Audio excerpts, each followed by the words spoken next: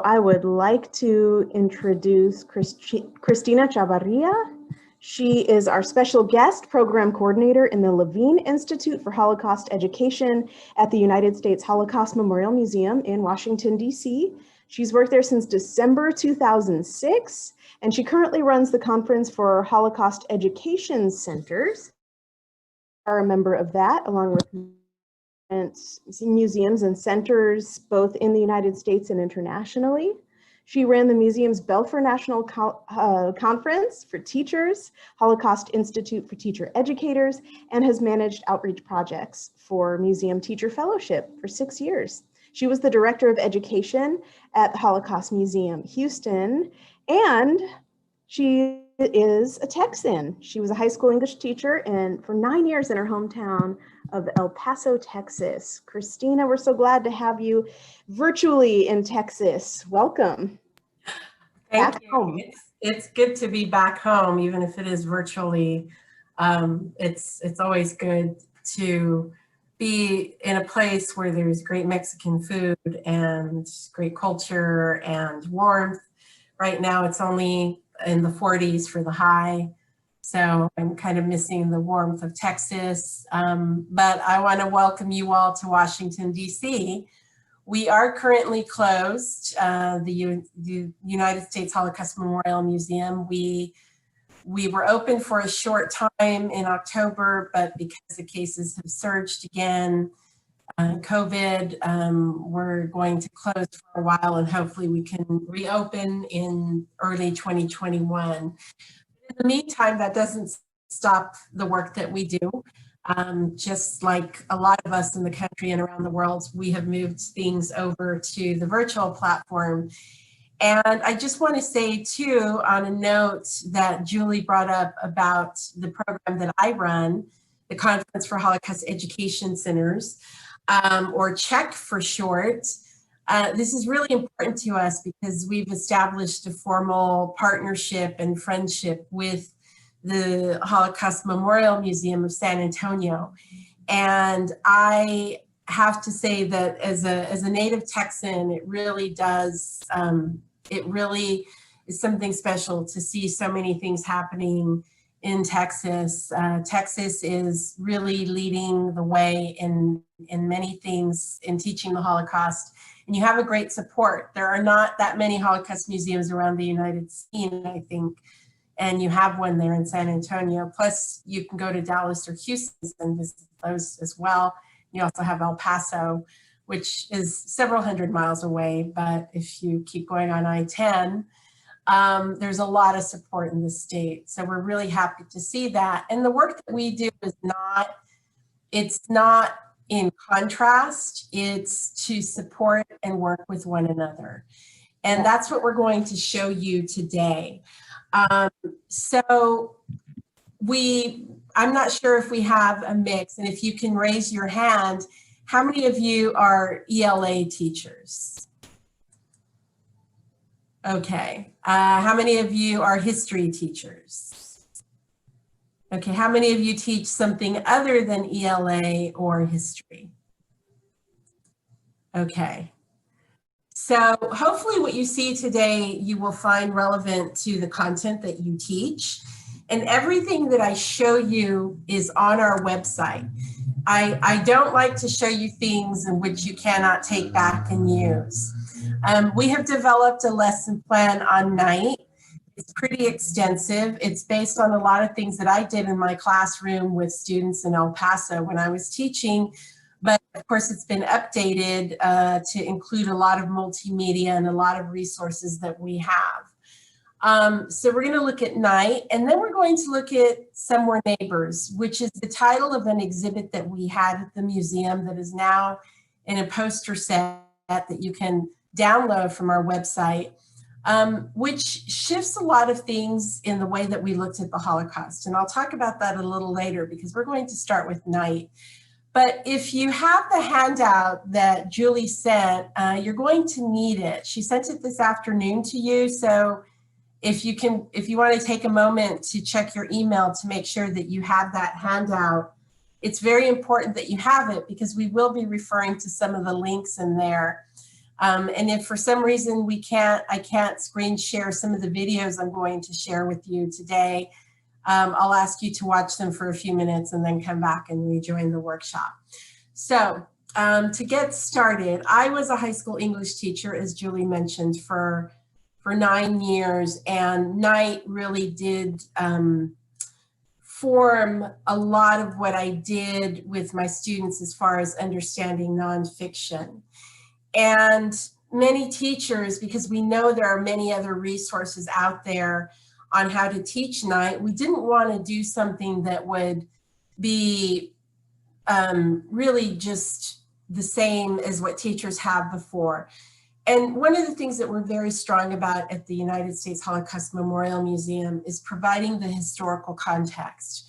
We have a whole team of researchers and historians, formal historians, trained historians, who go back and vet all of the content that we put out. So everything that I share with you here has been vetted to a very high degree, and it's also been tested in the classroom.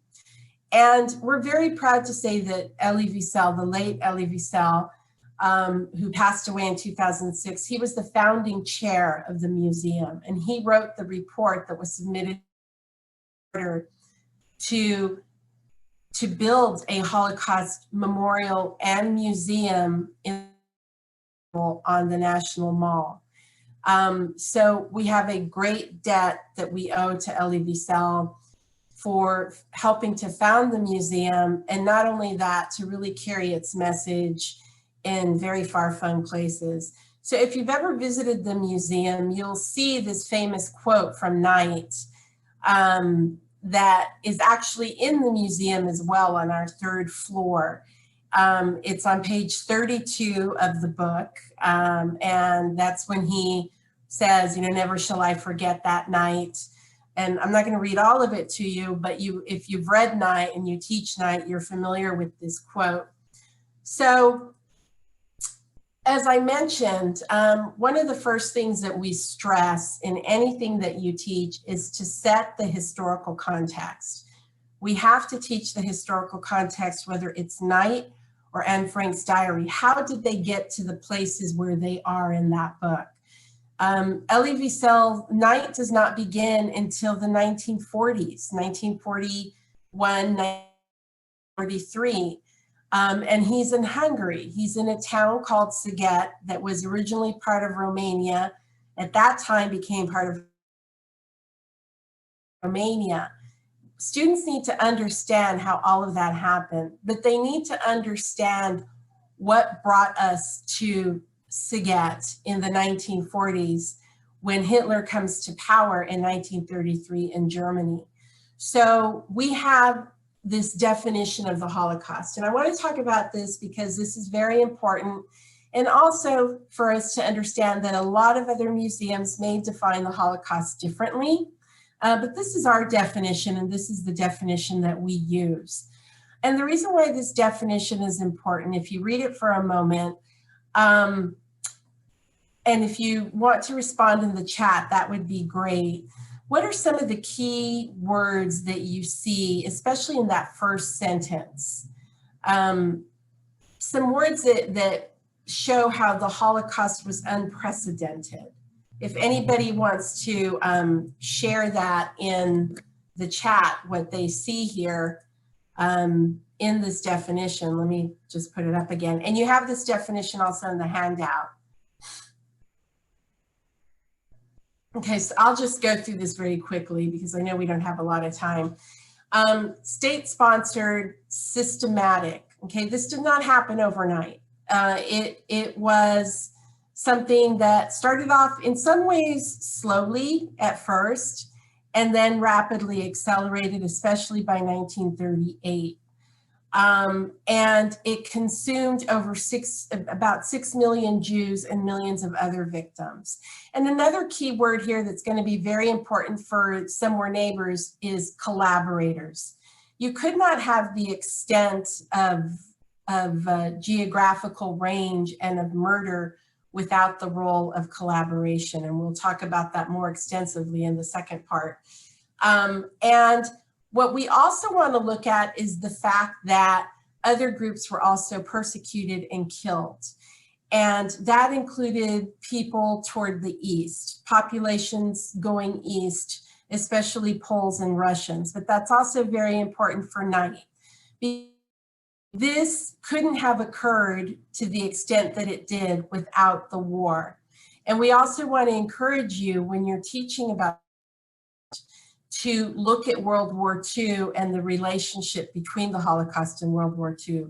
They were two separate things, and yet they were very tied together. And you needed war for expansion, which would then bring in many of the other victims, including Elie Wiesel. Elie Wiesel, it would probably be safe to say that he would not have been persecuted during the Holocaust if there had not been a war that created that expansion, especially for Hungary in 1944.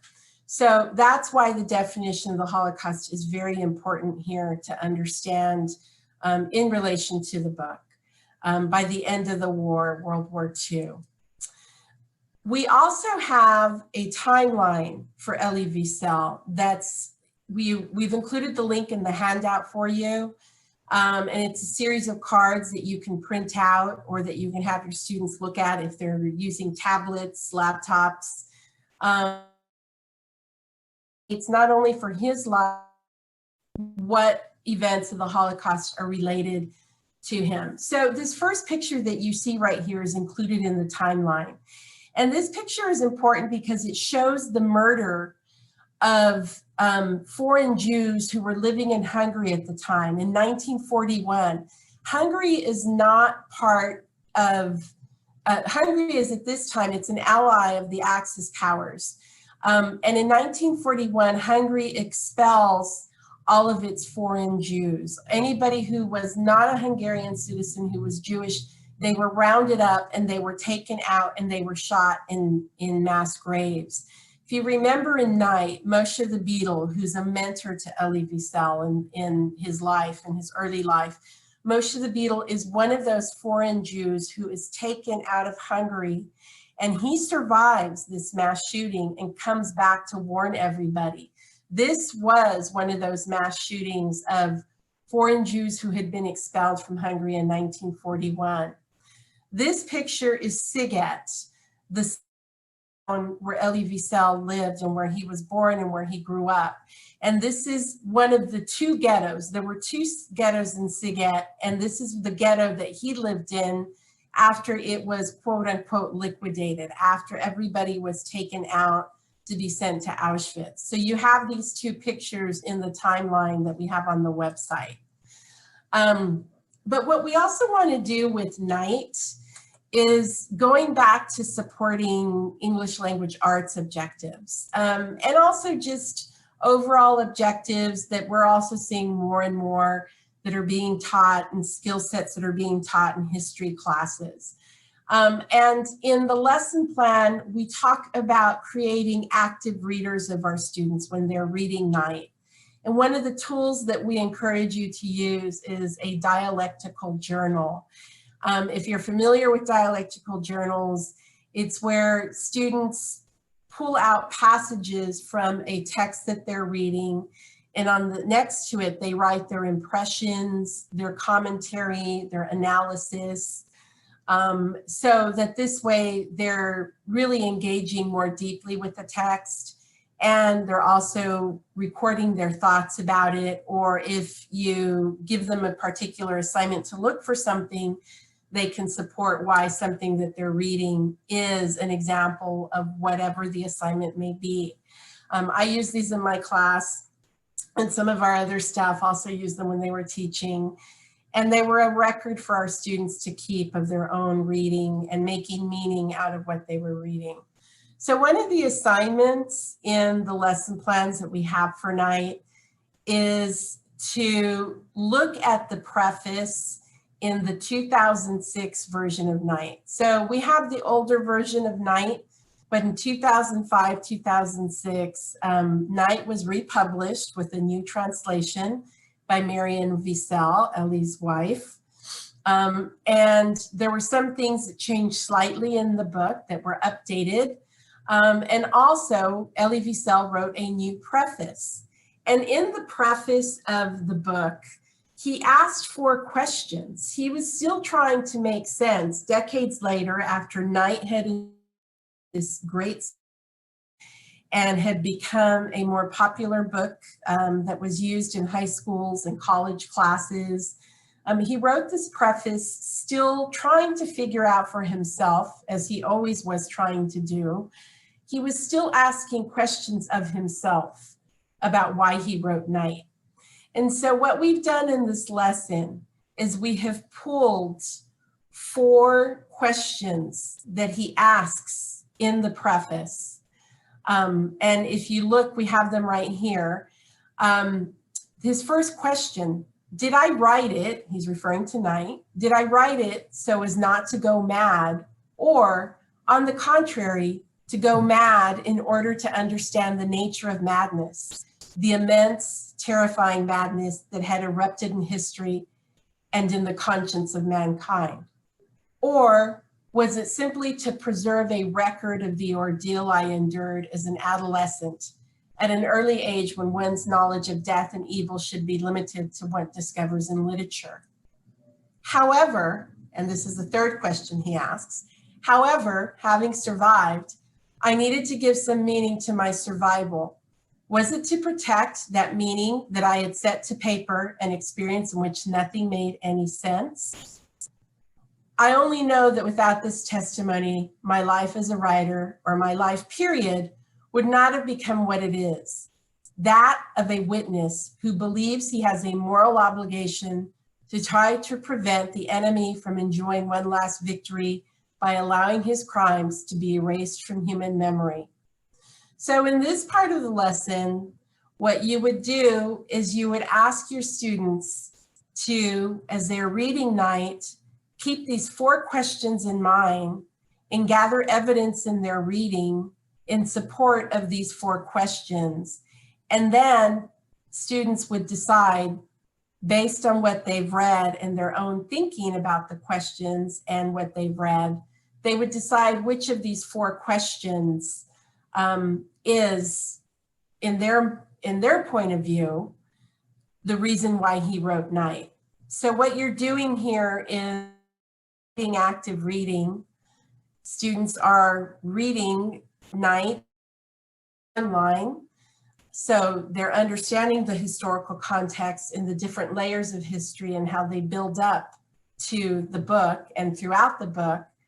And they're supporting their argument for why they believe one particular question is the reason why Elie Wiesel wrote Knight.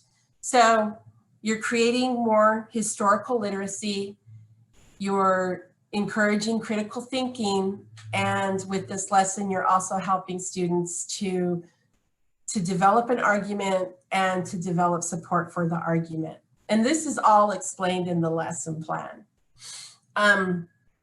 One of the other lessons that we have in this lesson, and it's really a series of 3 lessons, and they're pretty extensive.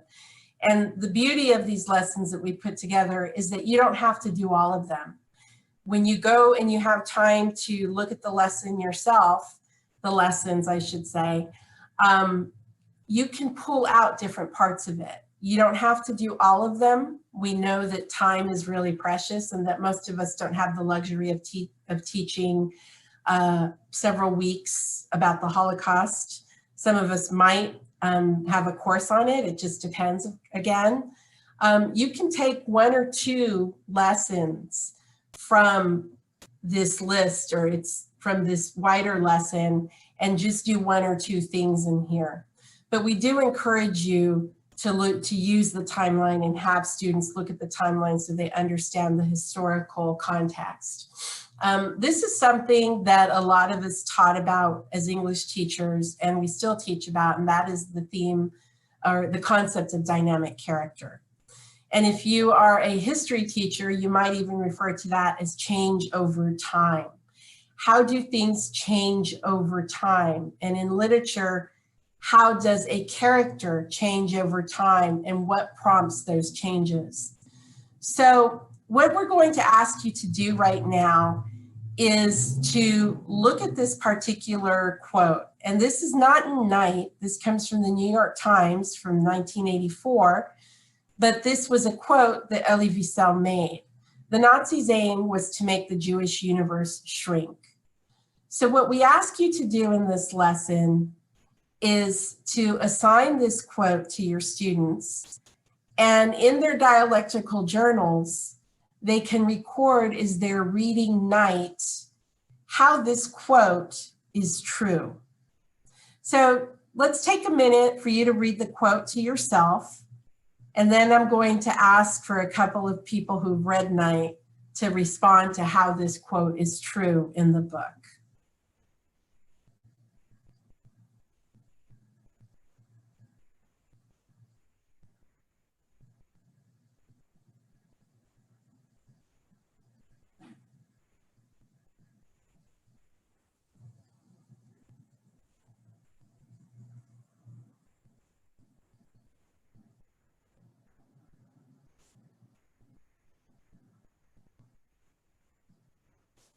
Okay, so I'm going to stop the screen share for a minute because you also have this quote and the handout that Julie sent. So if I have any volunteers, how is this quote proven to be true? Or maybe not, but most likely it is, and that's why we've included it. How is this quote true in Night? Where do we see this happening in Night, in different parts of it? And if I have any volunteers, let's see, I'm going to check the chat.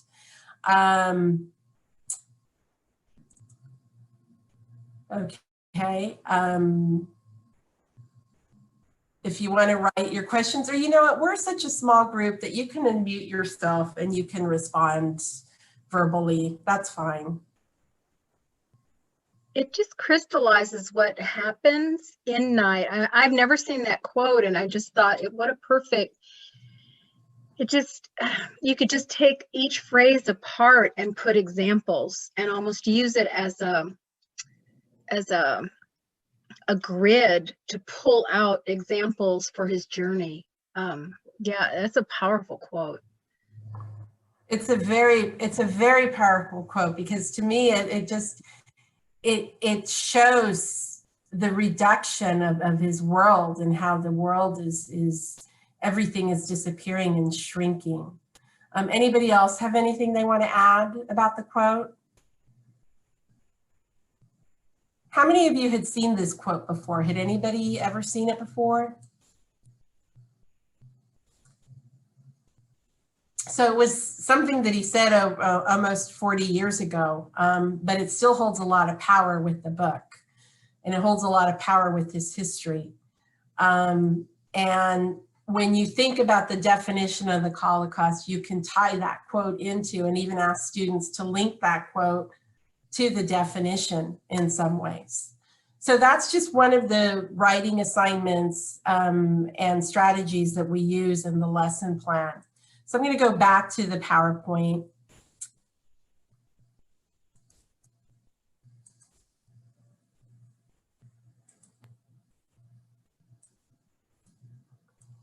And one of the things that we ask you to do, because we are looking at this concept, this is where we start to look at the concept of dynamic character. And in the lesson plan, we define what dynamic character is, and that's a character that changes versus a static character who would stay the same. And he changes deeply, as we see. I mean, he's at that age where people change anyway, but because of what he's experiencing, of course, it's greatly exacerbated, and his changes are so much more profound than what you would see in normal times. So as a summative assessment, this is an essay. This is a prompt that we give students in which they can write an essay. And you can assign this prompt to your students before.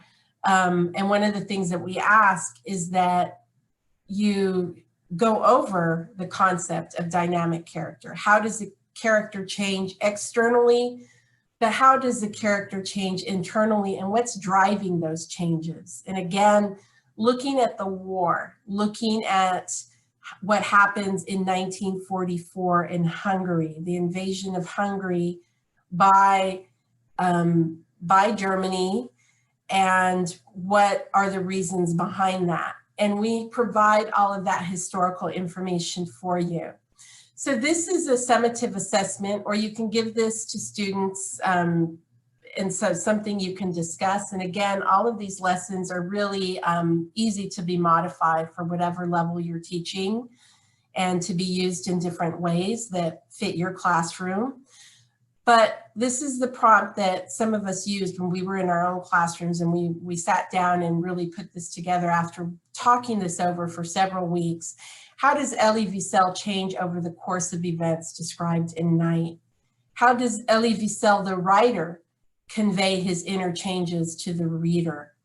So with that in mind, I'd love to hear some of your thoughts. How does he change over the course of the events that he describes in Night? And again, you can share your thoughts out loud. What are some of the changes that he experiences? And we'll talk about this picture too. How does he start off, and how does he change?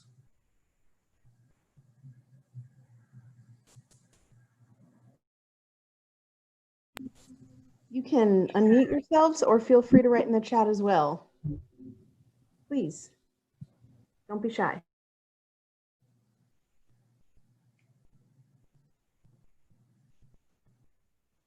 Okay, have any of you read, has everybody read Night? Or I know some of you have. So don't be shy, it's not a trick question. How does he change? How does he start off in the book? And what do we see changing? Okay, we just have a question we have a response in chat. He is innocent to the world at the beginning. Yes. He's innocent, and what happens to him? What are his relationships like? Who does he have very important relationships with in the book? His father, for one. Yes, okay, his father. In a sense, he changes on the death march when he realizes that probably he would be better off. I think that's the greatest change, when he wants to save his father's life, but thinks he'd probably be better off without his father. And I think that's a major change as far as a character growing and realizing what's happened. There are a lot of other changes along the way, when he sees the boy being hanged, and when he sees the dentist doing what the dentist was doing. But I think the biggest is his realization that he's human, and even the way he's being dehumanized, he still is very, very human in what he feels and what he wishes. And when he looks in the mirror at the end, I think that's really, really a very strong statement of how he's changed. Thank you, Sandy. You're absolutely right. And you know, he starts off in the book, his relationship with his distant father it's almost, his father's so busy being a leader in the community that it's have time to have a relationship. And then that relationship changes, of course, when they're together with all the other men. And you know, he has to lie about his age. He's told to lie, because, or else he could go to the other line and go straight to the gas chamber. But yeah, his father goes from being this figure who's distant but admired to becoming a burden. He's losing his humanity in a sense, because now somebody whose life would have been very important to him in normal circumstances is now not worth any more than his own life. It's a survival instinct here that's kicking in. So that's very true. He's starting to look at the world in terms of how can he best survive this. What is the other change that we see? I see a comment here from Nicole. He was very religious, but by the end of the book, he is questioning God, and that's true. His religion formed a very of who and what he believed, who he was and what he believed, and he starts to question God and God's existence and God's motives. If you've read any of his other works and you've listened to Elie Wiesel through the rest of his life, he was questioning God pretty much throughout. He had a play that he wrote, The Trial of God, where he puts God on trial for what he did, or what he feels that God did, I should say. But he still held on to many parts of his faith, and he still held on to his traditions. He didn't lose that, but he was constantly questioning things. And I think that's one of the great things as a literature teacher, why I loved teaching Elie Wiesel's books, because he really did teach the reader how to question, how to ask questions, and how to go in search of the answers to those questions. And at the museum, we have a quote from him about the museum. The museum is not an answer, it is a question. And you see that if you come to the museum, you'll see that prominently displayed. And that was what Elie Wiesel said about the Holocaust Museum in Washington.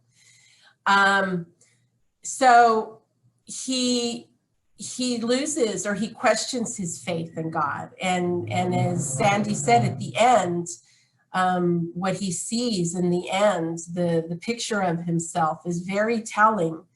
So when you're having students read Night, and if you want to look at dynamic character and encourage students to look at how he starts off and record responses to that in their journals, and to be recording in their dialectical journals how they're seeing him change, so that this way they're gathering that evidence to write that final essay, that summative assignment that we've included.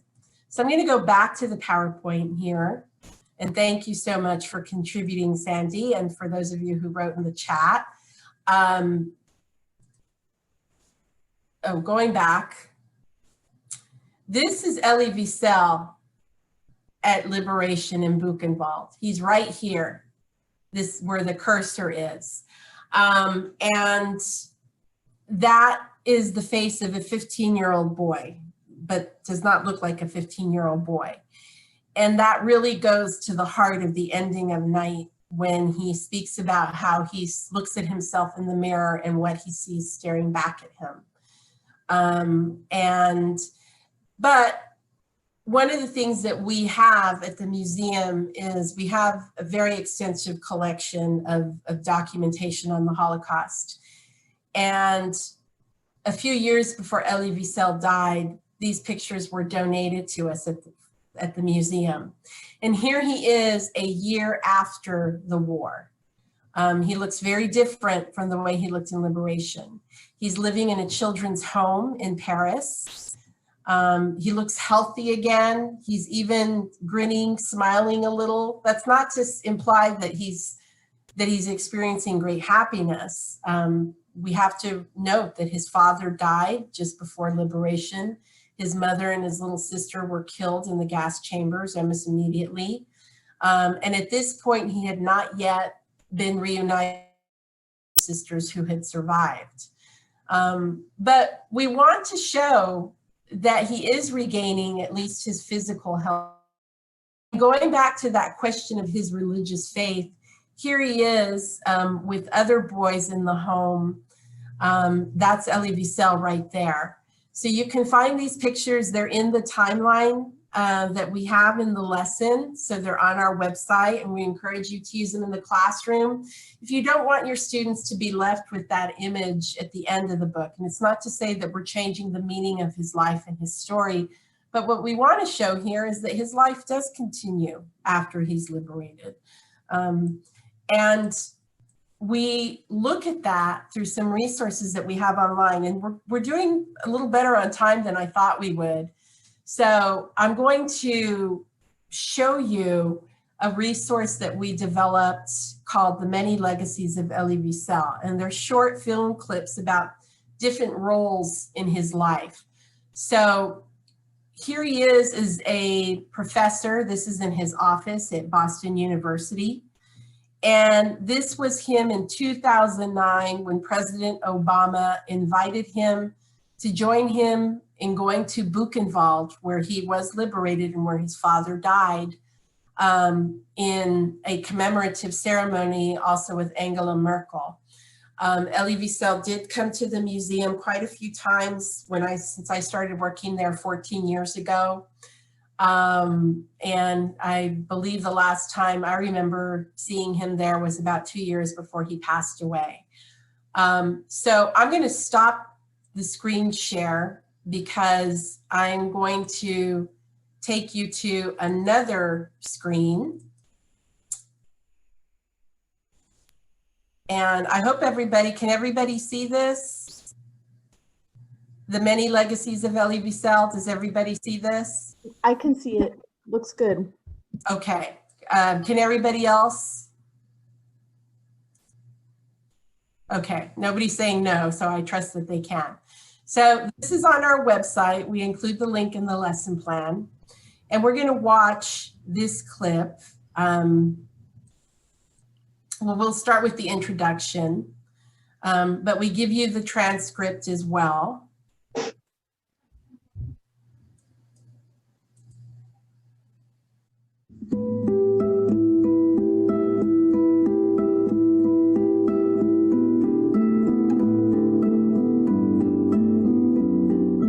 Ellie was in many respects a great man, but what made him so approachable is that in some respects he was just a very ordinary man, but a very ordinary man who had been tempered in a dreadful furnace of experience. Ellie became who he was only because of the dreadful experience of the Holocaust. If Ellie were sitting here today, he would say, I don't speak for all survivors. Every survivor speaks for themselves, and no one speaks for the victims. Having said that, his prominence did catapult a movement into national and international recognition that was vitally important.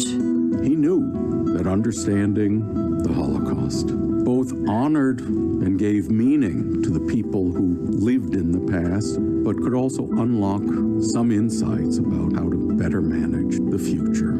He was doing, through a lifetime, what he was encouraging other people to do. Ellie very definitely believed that all of humanity had a great deal to learn from the Holocaust. He was writing out of a desire for truth, I think, and I think he felt he was obliged to be as productive as he was because he was a survivor. Much depends on us, on our sense of justice and integrity, on our dedication to truth, on our willingness to share our innermost memories. And we, survivors, have promised that we shall try.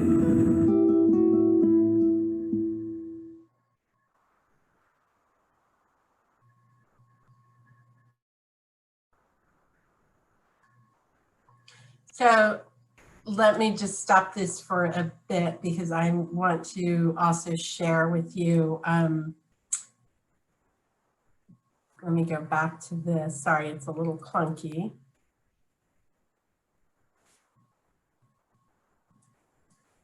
But we'll watch one more clip.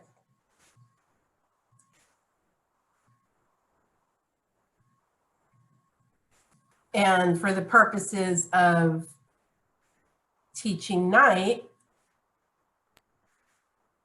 we will watch this particular clip. Ellie Resell is literary craftsman. Why do I write?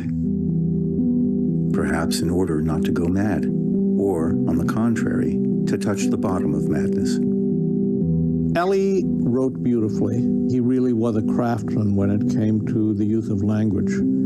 both in the written word and the spoken word. Many of his novels touch on the periphery of the Holocaust, but still deal with it. Night is one of the gems because it does not avoid the horrors, but it places them in a human context, and it does not frighten the reader away. It's almost inconceivable that one man could have published the number of books that he published. One might have expected his productivity to trail off in those years when everyone wanted him to speak on the great moral questions of our time, but that didn't happen. Memory means to live in more than one world, to be tolerant and understanding with one another, to accept the mystery inherent in questions and the suspicion linked to answers. Naturally, it can also bring forth tensions and conflicts, but they can then be transformed into culture,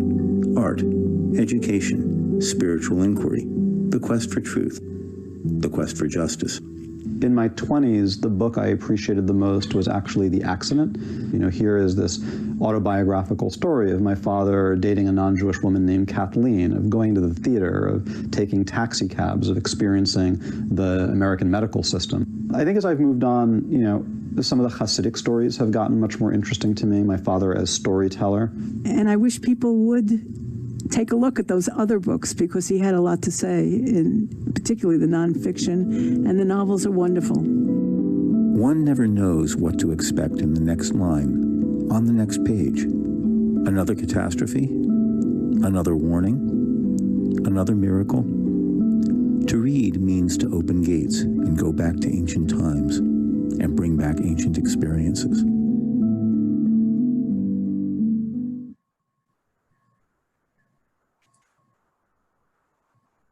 Okay, so does anybody have any questions about anything that we've shared so far?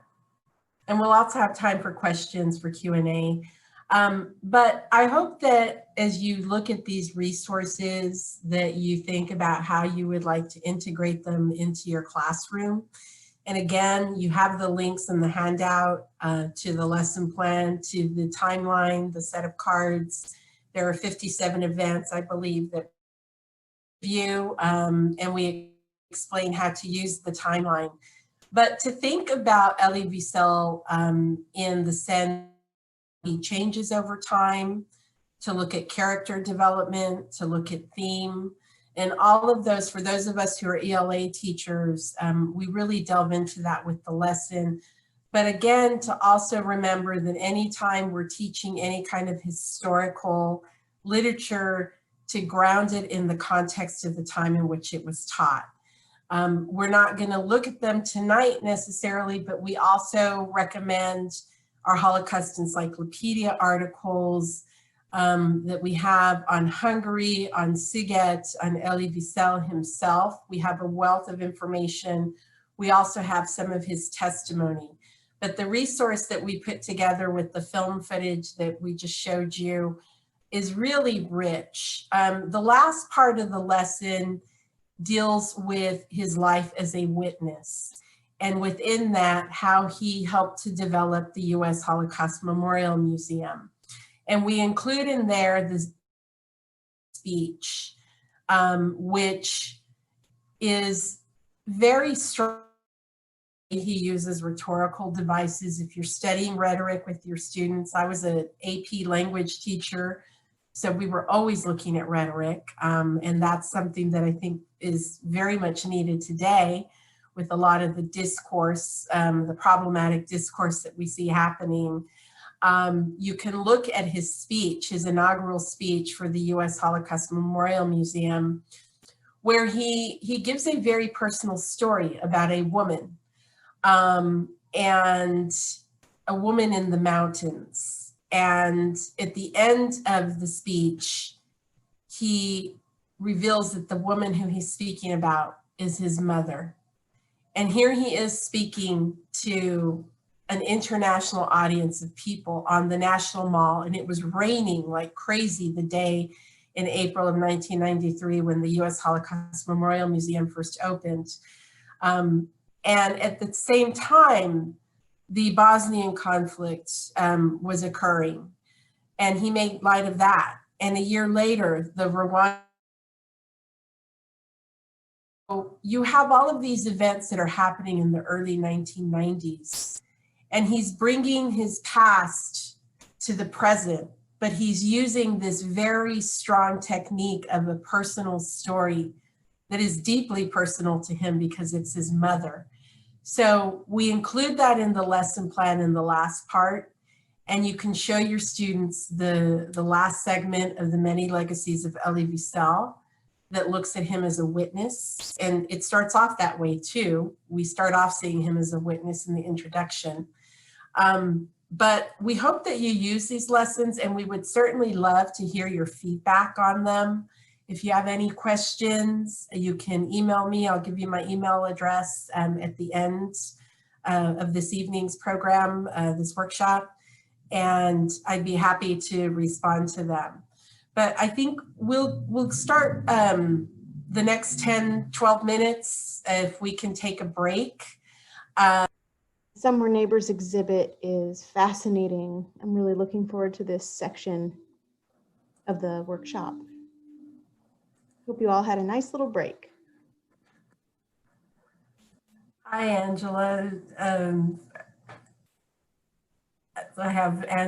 Good to see you. I just wanted to say hi. It's always good to see people that we know. Thank you for attending. Thank you. Good to see you too. It's always nice to see you. And I also wanted to make note of just a couple of the comments. To Stephen, you're not just a docent, you are a teacher. So thank you so much for being here. For those of you who may not teach in the tradition, you work with students and you're engaging visitors and you're helping them to learn. We owe you so much, and this is for you as well. All of these sessions for anybody who wants to just continue learning and to look at different approaches and to think about museums as classrooms. Museums or exhibits or any kind of space, those are extensions of the classroom. When I was at the Houston Museum, I used to present to the docents the USHMM's guidelines for teaching about the Holocaust, because those apply also very well to giving tours and to viewing historic sites. We have to be mindful of good practices in teaching, safe practices, good methodology in giving tours as well. So for those of you who are volunteers and you're helping Julie and Nicole and you're helping students to learn, we want to thank you as well. And I'm so grateful that you're here because we hope that this will be helpful to the audiences that you help the museum, the Memorial Museum of San Antonio, that you help them engage as well too. So thank you. And one of the new ways of engaging is the exhibit and the resources that we have around Somewhere Neighbors. So just to backtrack a little and give you some more context, the U.S. Holocaust Memorial Museum every few years develops what we call an initiative around a particular theme of the Holocaust that we cannot explore more fully or in more depth in the exhibition space because we don't have enough room. As big as the museum may seem, our space is really quite limited, as we found, in telling the story as the way we would like to tell it. So we find other ways to convey this history and to look more deeply at different parts of this history. We are concerned at the museum with making sure that our visitors and all our audiences understand how and why the Holocaust happened. The how is something that we delve into. The why is something we'll probably never be able to completely answer. But again, as Ellie Resell, asking those questions, even if you don't come to a conclusive answer. One of the major topics and themes of looking at the Holocaust is in the definition, and I pointed out that word earlier this evening or this afternoon, and that is the role of collaboration. And again, to make it very clear that this could not have reached the extent that it did and the far reaches of Europe and Northern Africa, and touched upon different parts of the world, including the United States, without the role of collaboration. So about 10 years ago, we began to look more critically at the role of collaboration and complicity in the Holocaust. Because as we point out, and as strong teachers of history and students of history know, when you're looking at this all by himself, that a few people at the top could not have done this. And so we developed this initiative on collaboration and complicity with an exhibit that we called Some Were Neighbors, based on the testimony of a survivor, people who helped the neighbors. So what we're looking at in this next segment of this workshop is the role of ordinary people in the Holocaust, because so much time and attention has been given to the leaders of all of this, such as Hitler and Himmler and many others who we could name. We also look very strongly through the lens of the survivors. And the common term that we've often used is bystander. But at the US Holocaust Memorial Museum, we don't really use the word bystander anymore.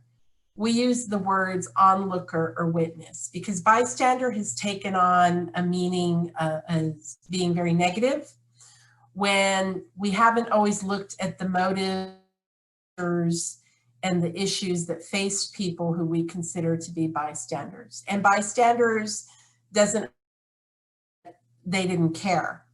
So we use the word onlookers in this exhibit, and that's the word that we use more and more instead of bystanders, because we have to look at what issues they faced, what were the pressures that were before them, what motivated them to do what they did, or what motivated them to not take action or look the other way or to help. And so this exhibit, Some Were Neighbors, was very groundbreaking for us, because it's the first time that we really looked in depth at how ordinary people in their daily lives somehow became caught up in this without really thinking often about what they were doing. But it could have been because of a certain job that they held. But what it really forces us to do is to step away and not be as judgmental, but to think about what we would have done. Because a lot of us like to think that we would have helped, that we would have been more like the rescuers, upstanders. And we have to think about the different roles that we play in our daily lives and the kind of help that we give people or not. And in those times when we look away, when we know that something's happening, and it doesn't have to be a life or death situation, it doesn't have to be a situation of a human rights violation. A lot of this is ordinary behavior sometimes just in our jobs. We're doing what we're assigned to do. So we're going to look at some parts of the exhibit. And the first thing that we're going to do, and let me pull this up and then I'll share my screen. We're going to watch together the introductory film. Now, the exhibit, Some Were Neighbors, was at the museum for about 5 years. No, I think it was longer than that. It was actually 7 years. And it was in our temporary exhibition space on the lower level. And it is now traveling in certain parts of Europe. And we now have a poster set, which we gave you the link to, that you can download and use in your classroom, along with the lesson plan. But we're going to watch the introductory film that we showed at the beginning of the exhibition when it was at the museum. So if you'll bear with me, I'm going to go to screen share. And here we are. Okay. So this is the introduction. It's about 5.5 minutes long. Some were neighbors. And among them was some of the people he went to school with, some of his best friends, the guys from the card club. And out of that crowd came a friend of my father. We were friends, I thought. This was a boy that grew up with me for 16 years, and he could do something like this. And that was my best friend. They were neighbors. The furniture and the glass was all was my father's butcher store. The window was broken in and everything was demolished. And this was done by young people whom we knew.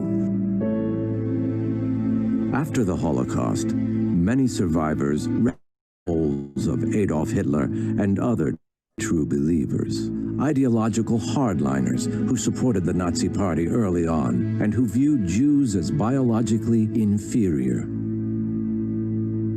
But how could so many ordinary fellow human beings, even people they knew, have betrayed them, taken pleasure in their persecution, benefited in some way from their misfortune?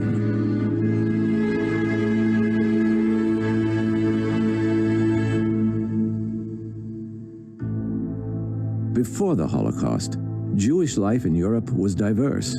In some places, especially in Central and Western Europe, many Jews were integrated into the larger society through school, the workplace, and other settings. In Eastern Europe, many of the millions of Jews who lived there resided in predominantly Jewish communities, meeting non-Jews through business and the marketplace. After the Nazis took power in Germany, the new regime's goal was to deprive Jews of their rights and livelihoods and force them to leave the Reich. During World War II, Germany conquered and directly ruled vast areas of Eastern Europe. The marking and isolation of Jews from non-Jews were first steps toward their destruction. German-ruled Eastern Europe became the main terrain for the mass murder of Jews by Germans and their collaborators, including many Jews who lived far away in countries allied with or occupied by Germany, whom collaborating police often assembled for transport to the east. One of the nastiest memories I have is getting going on that journey, and people were lined up the stairs up to the door of the apartment, waiting to ransack whatever we left behind, cursing at us, yelling at us, spitting at us as we left. The Holocaust would not have happened without centuries of the longest hatred, prejudices, discrimination, and attacks on Jews and Jewish property. Jews were a religious minority in largely Christian Europe. Other pressures and motives, ones that affect individuals in less extreme circumstances, also came to the fore. Fears and pressures in school, work, and the community, roles as students, teachers, workers, police, soldiers, neighbors, friends, influenced their choices to go along with their peers or to defer to authority, even when they had some moral qualms. This is the real truth. That was my girlfriend. We used to go to her together, have fun together, left together before the last test, before the graduation. We were studying together for nights and nights, and she did it to me, to us, to my family. Many individuals also succumbed to pressures, risks, and age-old temptations. While it might be comforting to think that people were simply forced to do what they did, or that they were even brainwashed, examples of individuals who did help those in danger prove that people did have choices, even in the face of great risks and temptations. So Leo had a great deal of our possession at that point. And we went to Leo for food. I must impress upon you as to the character of Leo. Leo already had all the stuff that he could ever get from us, except maybe for some land. And all he had to do is tell us to get lost, and he would have never seen us again. He never did. He fed us all along.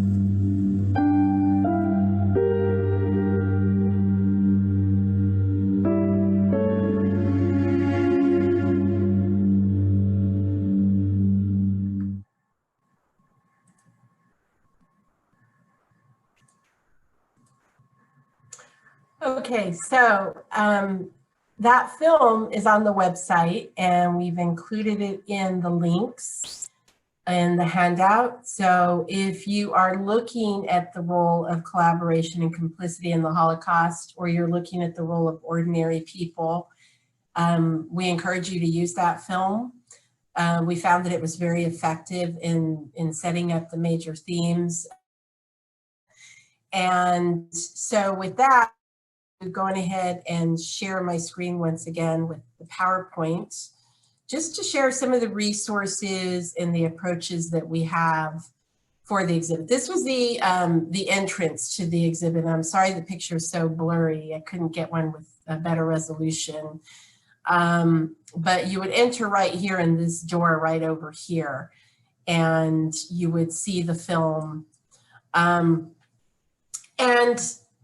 what we are looking at here is how ordinary people behaved during the Holocaust. Again, looking away from the perpetrators, and in some ways we're still looking at the survivors, of course, because they gave us the impetus. Their testimonies gave us the impetus for really delving more deeply into the stories of how ordinary people behaved and what motivated them to behave the way they did, or what pressures they may have faced. This picture is very striking, so we can deconstruct it a little, and I would like to hear your thoughts. If you were using this picture in the classroom, what are some of the things that you notice about this picture? And you can just respond out loud. We're a small group. And there's no right or wrong answer, so please don't feel shy. People outside a house, some people standing, some people sitting. Looks like lots of possessions. 2 cups of coffee, yeah, lots of possession. 2 cups, in people looking out the window at the group. Okay. Yes, all that we can see from here. People with possessions. You see some suitcases, some duffel bags, some other bags carrying belongings, and then somebody took this picture, and this picture is really striking because it leads us to think about the role of who took the picture. I don't know specifically who took the picture. We don't know why they took the picture, but the content of the picture certainly gives us some clues as to why they took the picture. As a language arts teacher, I was always asking my students, whose point of view are we seeing in a picture? Are we reading about in a story? Whose point of view is it that's giving us the news? We always have to ask those questions. So whoever this person was taking it from we can surmise from the safety of their own home. The 2 cups, that's a very striking detail. What would the 2 cups in this picture say to us? We can make an educated guess here. What do we know about, based on those 2 cups, the 2 coffee cups, teacups? What can we say about the person who took this picture? Who are they? Looks to be affluent. Okay, probably affluent, comfortable lifestyle. Those cups, I love to collect dinnerware. A couple of my friends are on this call and Facebook, and they know that. This took a while to transpire. Yes. Okay. Who are the people in the picture? Do we know?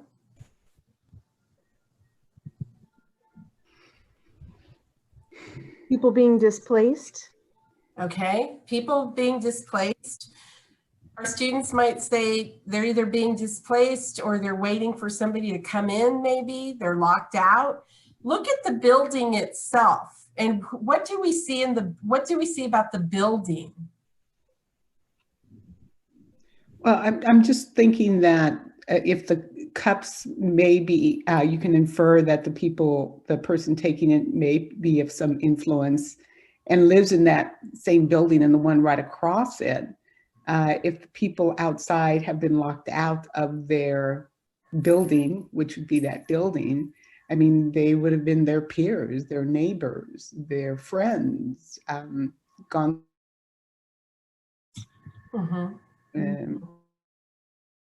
Locked out merely, then they wouldn't have their possessions. They were evicted. That's true. That's true. They were given some time to get their belongings, or at least what's most important to them. Well, both of you touch on and all of you really kind of touch on this point of neighbors. You know, again, your neighbors, these are people who lived in the area. We can see that they're dressed well. Some of them have coats on, and they don't look like they don't look disheveled from what we can. And if you look closely, you see people in the building across the street looking out of the window at the top. You see two people at the top of the build, or at least one floor above the door, the second floor.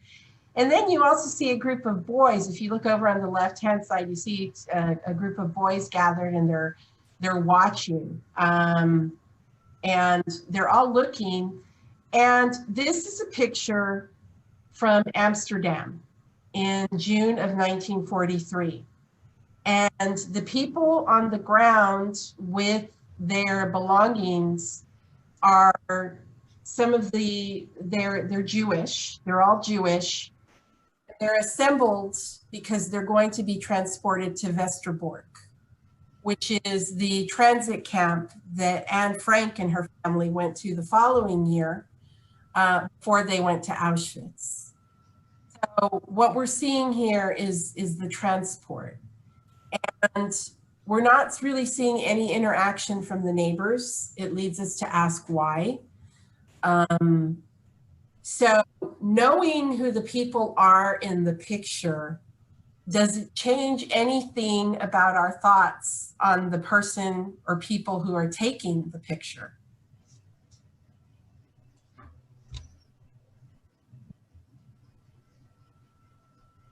Now that we know who the people are, why would they be taking this picture? And I see we've got a couple of people in the chat.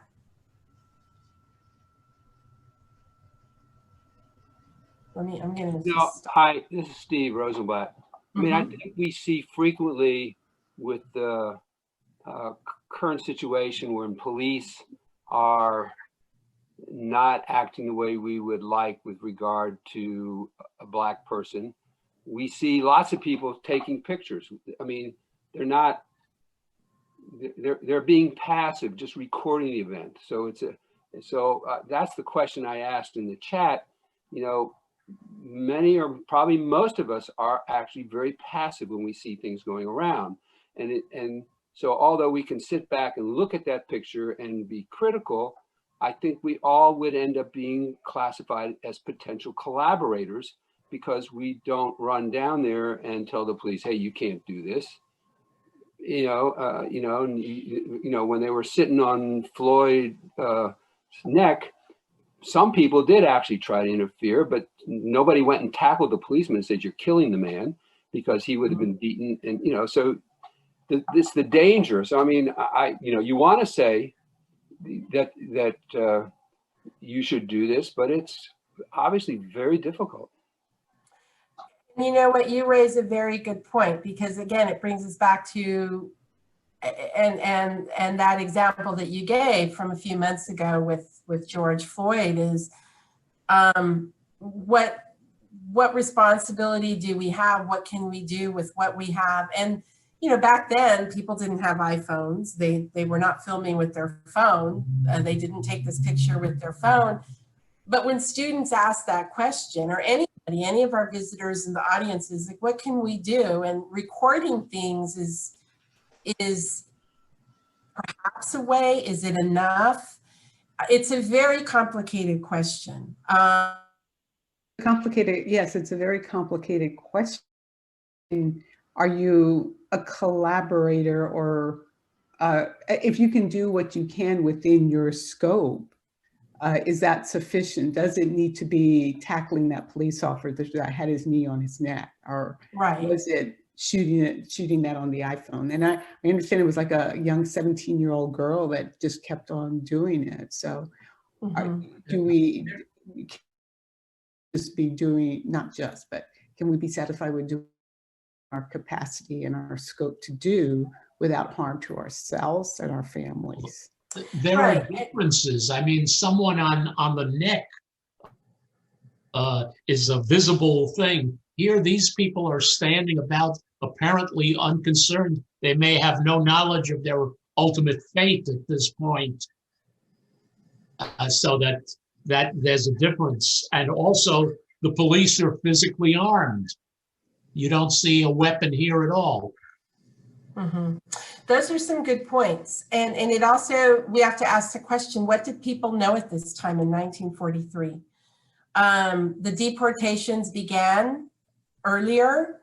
So people knew, people saw their neighbors going away, leaving. If you think about Anne Frank and her family, they were already in hiding for about a year when this picture was taken. So people knew what was happening. They didn't necessarily know what the exact fate would be. And one thing that we have to remind students, if we're using a picture like this, and I'll put it back up, if we're using a picture like this in the classroom, we have to set the context again for our students by reminding them that back then people didn't have iPhones. You didn't have the kind of technology that we have today. You didn't have social media where you could go and upload. Is filming something enough? Well, you're documenting it. It raises a lot of questions about how much we can do. And we probably won't get to a definitive answer in the next 20 minutes, but it's something for us to consider. And that's what this exhibition does. That's what this entire unit does. One of the things that it does is it shows us that Nazi leaders needed and they found a broad range of people to assist them. You did not have to be a Nazi or a member of the Nazi Party. You did not have to be German. You did not have to be Central European. You could have come from different walks of life. Ordinary people were involved in the Holocaust. And we use that word, we use those two words, collaboration, collaborators, and complicity interchangeably, but it's also important to know the difference. What makes a person complicit? What makes a person a collaborator? And the lesson plan does get into that. A range of decisions and behaviors were both possible and evident. When we look at the different case studies in the poster set and throughout the exhibit, people acted or they were passive based on a range of motives, fears, and pressures. And again, you know, we're talking about this example of what we saw back in late May and throughout the summer starting with George Floyd, but even before then, and what could people have done? And think about your families. You can do something, but what are the consequences and the long-term effects for your family members? I would often get that question with my students when they would say, oh, you know, I would have fought back. I would have fought the Nazis. I would have shot them. I would have done. Well, what can happen to people, your loved ones? Whatever you do in defiance can certainly put other people in danger. Are you willing to do that? So we have to think about what motivated people to either collaborate with the perpetrators, be passive and look the other way, or what motivated people to help their neighbors. The knowledge of Nazi persecution of Jews was well known, if not always understood, throughout Nazi-occupied Europe. So yes, people knew what was happening. People saw their neighbors being taken away, just like this photo shows. Did they always understand what the long-term consequences were going to be? Not necessarily. Did everybody know what would happen at Auschwitz? Not necessarily. In some cases, it depended on what you were reading, what newspapers you had access to. We have a project right now at the museum on the United States. It's called Americans in the Holocaust. That's our newest initiative. And we have an exhibit right now, see a lot of it online, called Americans.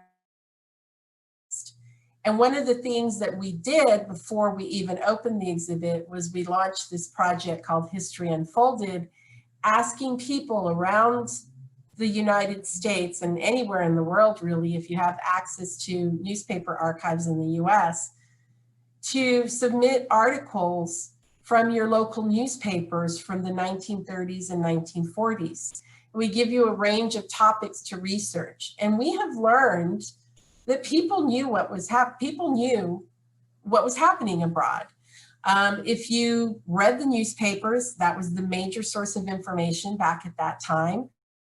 To a theater to see a movie, you would watch the newsreels ahead of time before the feature started, and learn a lot about what was happening in the Spanish Civil War, what was happening in Nazi Germany, what was happening as the war began and expanded. People knew, but because you know something, do you really move to action? And just because you know that something is wrong, do you understand it on such a level that you're going to do something about it? It's very easy for us, and this is something we have to remind our students. It's very easy for us to judge the past because we know more about the past once we move away from it and we have more access to information. But it's not so easy for us to come up with those answers in moments in the present. So I think the beauty of this initiative with collaboration and complicity is it forces us to really think about what we would have done as ordinary people in that time, but what would we do today? And it's not always easy to answer. Looking at the impact of the way people behaved. Consider that for today. Somebody brought up the 17-year-old girl who filmed what was happening with George Floyd, and she posted on social media, not knowing what it would lead to. And I think that so many of us in this country are dealing with the repercussions of that. So again, we have to look back at this time period and think about the impact of the decision-making of ordinary people and the role that that played in this history.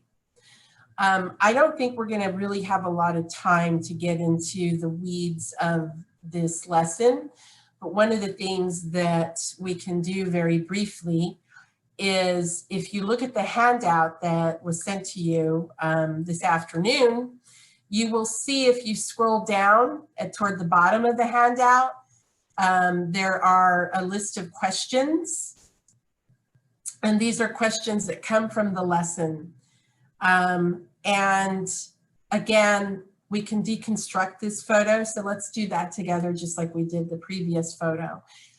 What is happening in this picture? What do we see happening? What do we think is happening?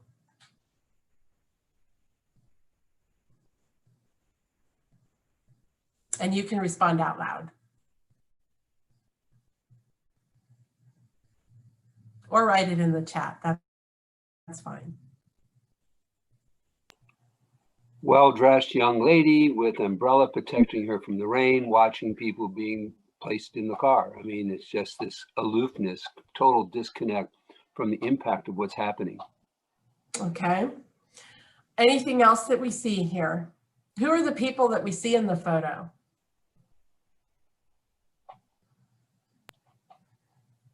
Soldiers, white-coated people. White could be medical, and the people or military uniforms are the two closest back to us.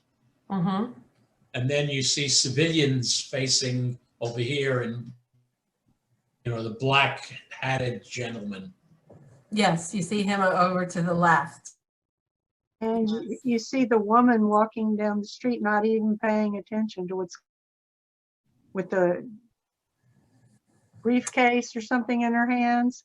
Yes. It's all going on right next to her, and she's just walking, just oblivious or not wanting to get involved.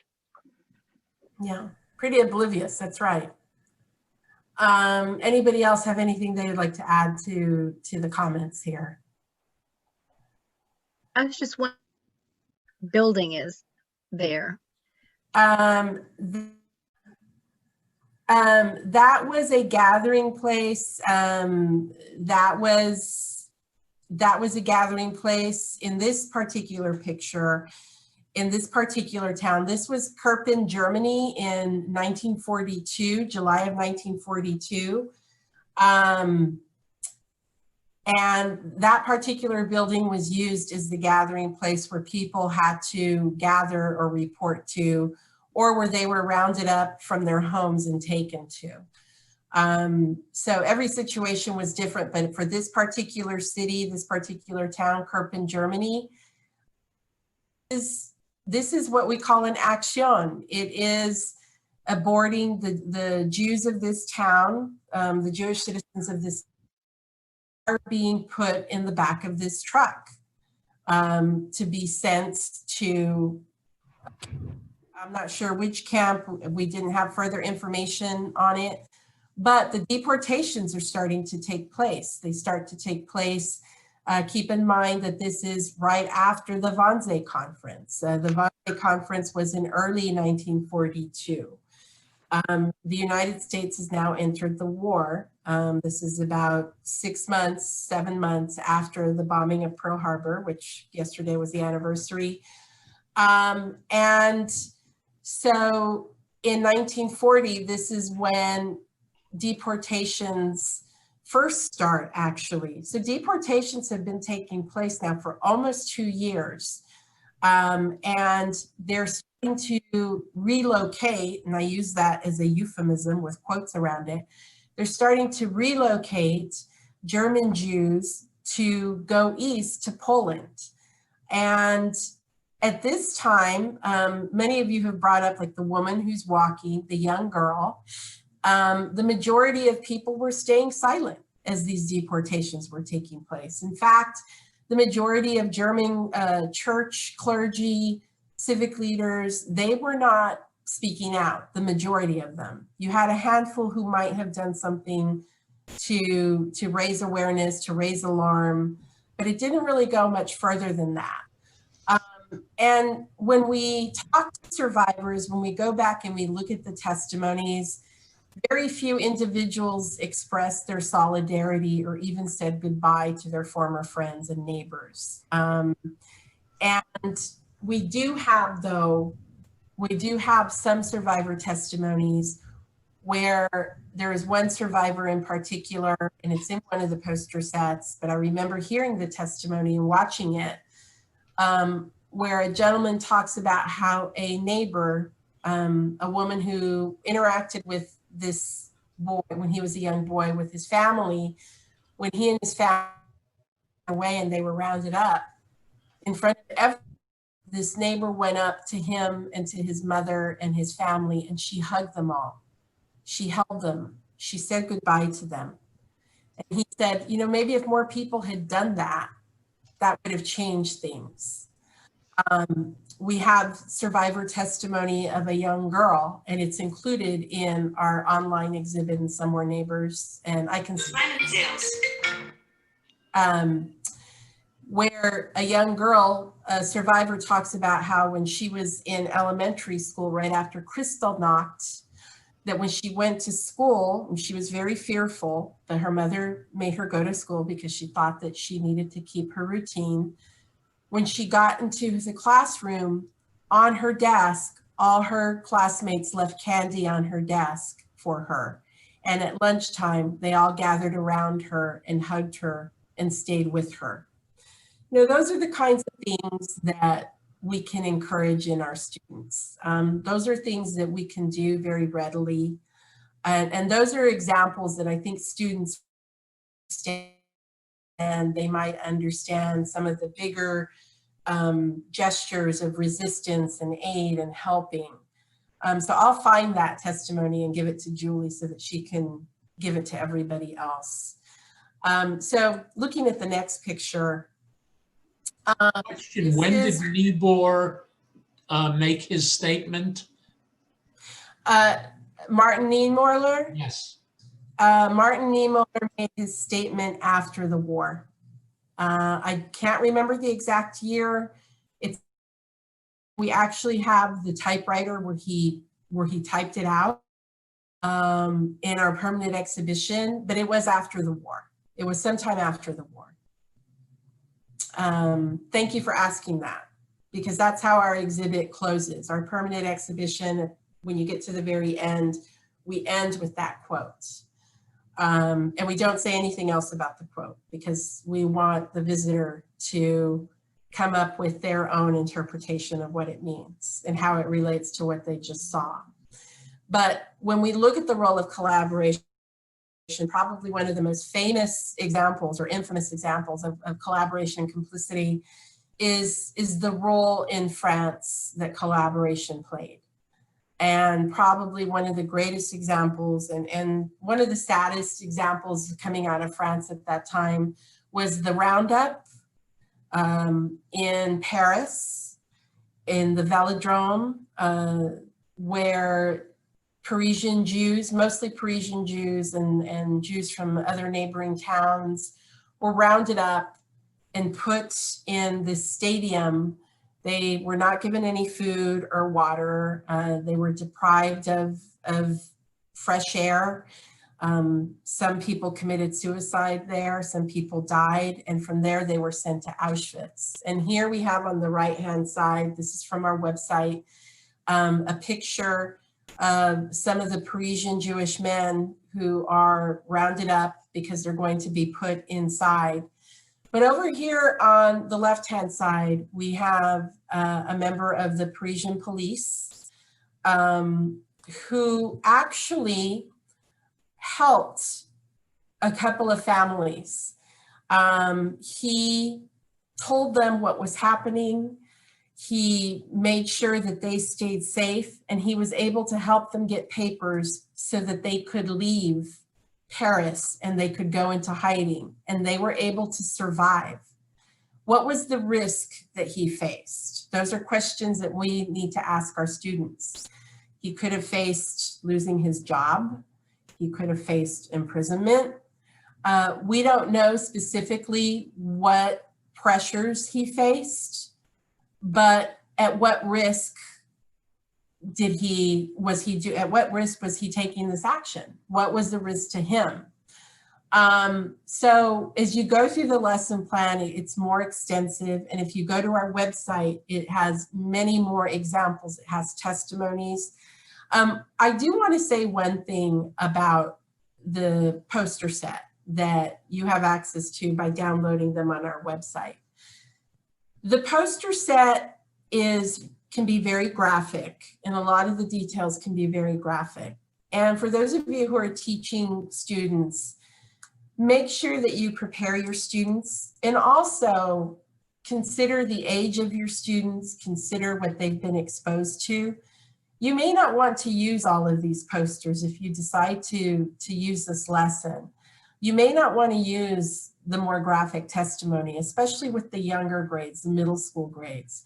it can be very difficult, even for somebody like myself and my colleagues who we've been immersed in this subject. I've worked at the museum now for 14 years, and I was at Houston for over 6 years. So I've heard so many things, and yet I am still floored when I listen to these testimonies, because on our website, on the online exhibition for Some More Neighbors, we do have testimonies of some of the perpetrators and some of the, one man in particular who took part in the mass shootings. And the mass shootings predated, just by a short bit of time, they predated the use of gassing, the Einsatzgruppen, the mobile killing squads. This man speaks pretty graphically about murdering people. That's not a testimony I would use with a 7th or 8th grader, or probably not even with a 9th grader. And even if I used it with the older grades, I would make sure that I provided a lot of context, and I really got a sense of what my students could handle listening to. I'd be very, very careful. We also want to be careful because it upsets parents, and rightly so. And we may often, and we talk about this a lot, we may want to let parents know their children, and if they want to opt out of their child's, we respect that. So anything that you take, any of the content that I'm sharing with you this afternoon, please consider who you're showing it to and how you're using it. We don't want to shock students. We know that they're exposed to so much already. We know that they can just look at their phones and they can watch all kinds of crazy videos on YouTube or TikTok or wherever they may find it. But we want to be sensitive to the experiences of the victims and the survivors and the families of the people who were impacted by all of this history. And we want to honor them. We don't want to exploit this. We don't want to trivialize this history in any way. So again, if you're going to use this content, as you delve more deeply into it, it is very graphic. It is very difficult to really digest and understand on the deepest level that it needs to be understood. So again, consider your audience, consider their background, their age, what they've been exposed to. And also, again, for the teachers, consult parents too, let them know ahead of time. So we don't really have that much more time, and I would just like to open up the time for questions, comments, thoughts. If anybody has any questions, anything you'd like to ask, we're just together for about 13 minutes before we end. I know I went through a lot of things very quickly, but we did provide the links in the handout for you. If you have time, I really encourage you to go through our website, ushmm.org. You could spend days on the website and not see everything that we have, but we encourage you to use our resources as they have been highly vetted and discussed. So thank you so much for this opportunity. And I just want to wish you a happy holiday season.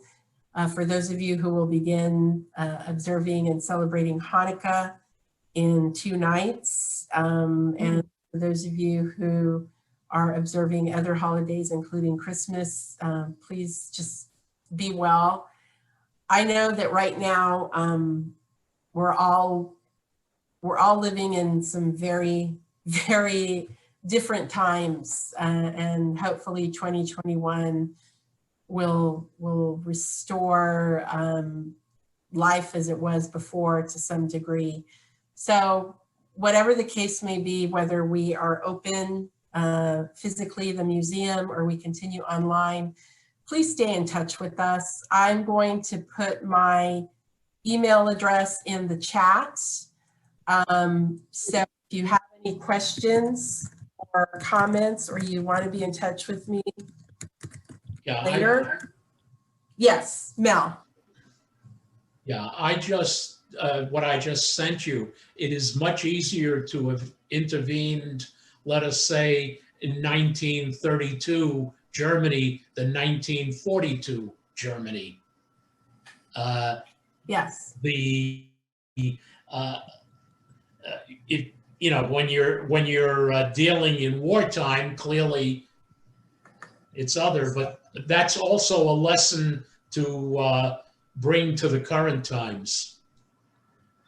Yes, well, and you raise a very good point, because I see a lot of debates, mostly on social media, when people make comparisons, and you have to really ask, when do you get involved? Do you wait until it's at its most dire point? What are the warning signs, in other words? What are the warning signs? And we have those on our website.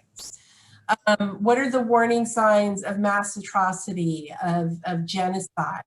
It doesn't start with killing. It often starts with rhetoric. It starts with propaganda. It starts with singling out a group of people and finding ways to marginalize them.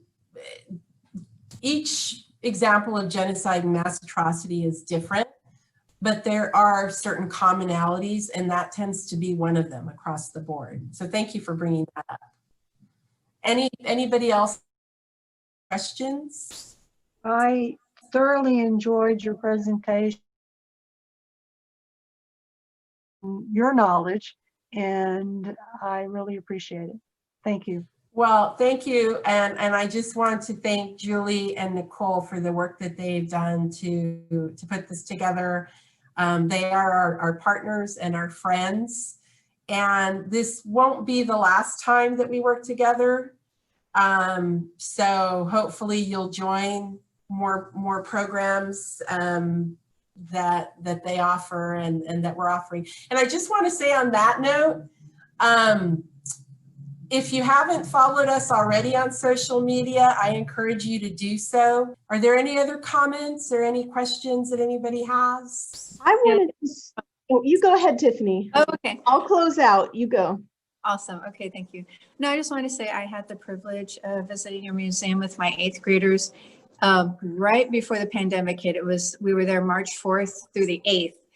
Oh, wow.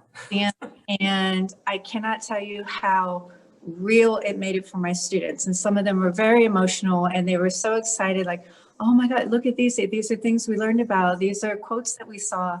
And then at the end, it was also emotional for me, because at the gift shop, I saw my grandfather's insignia from the Army, the 2nd Infantry Division, the Indian head.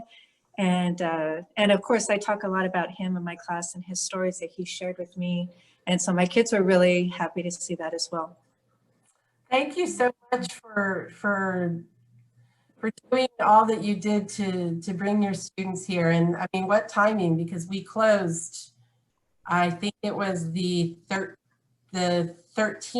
or 16th, we closed to the public after that. So you made it just in time. Yeah, and hopefully it'll happen again. Okay. And one more, we also brought my students to the San Antonio the Jewish Museum, yes. And I will tell you, the thing that the students enjoyed the most and what made it real for them was hearing from not a survivor, but a lady that actually came over here as a child, a refugee. There we go. Colleen Banks. Refugee, and they were asking, can we go talk to her? Can we go talk to her? They were just so excited to talk to this lady afterwards. And so of course I gave them some time to do that. But so just thank you all so much. I mean, it's really important what you're doing. Well, it's important what you're doing, Tiffany. And so I just encourage you to keep doing what you're doing, because we need good teachers like you. And I just, I'm sorry to interrupt. Yes. I just put a little blurb in the chat. The Ghettos Fighter Museum that's up in the Western Galilee area. And for those of you, if you've ever been to the Western Galilee area, there is a museum that has to surrounded children and the survival of children. So I see a few people that I think might be on this chat or on this session here who may have visited there with the San Antonio Federation potentially before. But for those who aren't educators, it's a link to look up another museum link to check out, because it's got very beautiful personal stories about families and children, but it's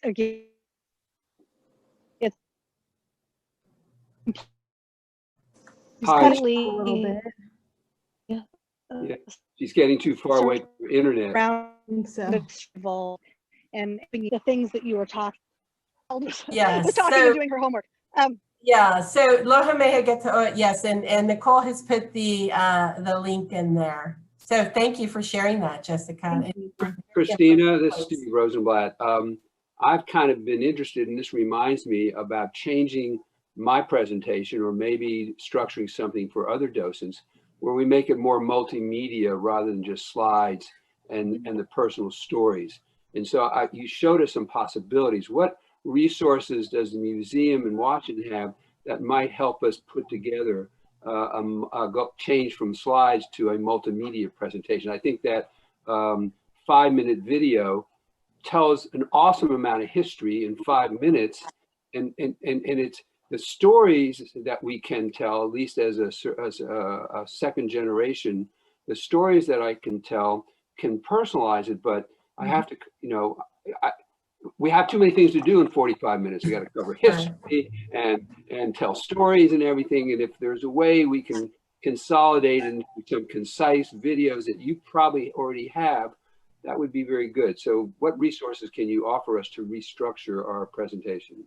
Well, we have quite a bit. I would say, think about what are the takeaways? What do you want them to come away with? I would suggest using, and Julie can tell you more about it. We have a 38-minute film. I would suggest doing some things beforehand, if possible, if the teachers can show the students some things beforehand, before you meet the students. We have a 38-minute film called The Path to Nazi Genocide, and it's broken down from chapter to chapter. And Julie can send the link to you of the film. It's something that you can watch on our website. And you can just focus on different chapters of it. Right now, Steve, what we're seeing is, and I know you're probably very informed, being a docent and being second generation, the spike in anti-Semitic acts and anti-Semitic beliefs. And one of the things that I encourage you to use from our website is our film on the roots of anti-Semitism. Teachers find that very helpful. Audiences in general find it very helpful. It's called Why the Jews? Because that's a question that many people ask. Why were Jews targeted? And this film, it's only 13 minutes long, but it gives you the scope of anti-Semitism leading up to the Holocaust, and how anti-Semitism took on different forms in different times. So if you want more information, just please feel free to email me and I can send you some more links and show you where you can find more things. But that's a very good question. Thank you. Thank you. I think we saw that video in my training with Echoes and Reflections last summer. It's really powerful. Yeah, the path to Nazi, or the anti-Semitism. About anti-Semitism, and I've shared that. I'll be sharing that in my workshops next month, January 6th and 7th. I also want to say that in this time of the pandemic, and I need to be better about this, we're doing a lot of virtual workshops with other Holocaust organizations. And one of the things that we've talked about, and Julie was in on this conversation, is working together with other Holocaust organizations, because in February, we're doing a training, we're doing some trainings virtual in Florida with our Florida partners. And some of the specific focus will be on anti-Semitism, and we will feature one of our historians, Dr. Rob Williams, who's he's great. So yes, so Julie, if you share the information with everybody, once we put it up, you can register. And can we give CPEs to our teachers here? I'm sure we'll ask about that, but I would imagine that that would be acceptable. Of COVID and everything becoming virtual, so many programs, I mean, why wouldn't we? Yeah, take advantage of a lot of the other Holocaust organizations too. We want to work more cohesively with them and have us work together. And as you follow the Holocaust Memorial Museum of San Antonio, you can also see what Houston is offering online, what Dallas is offering online, what we're offering online. We have, like I said, we have so many things. And Steve, and to everybody there, you can use our resources. That's what they're there for. And we want to use them.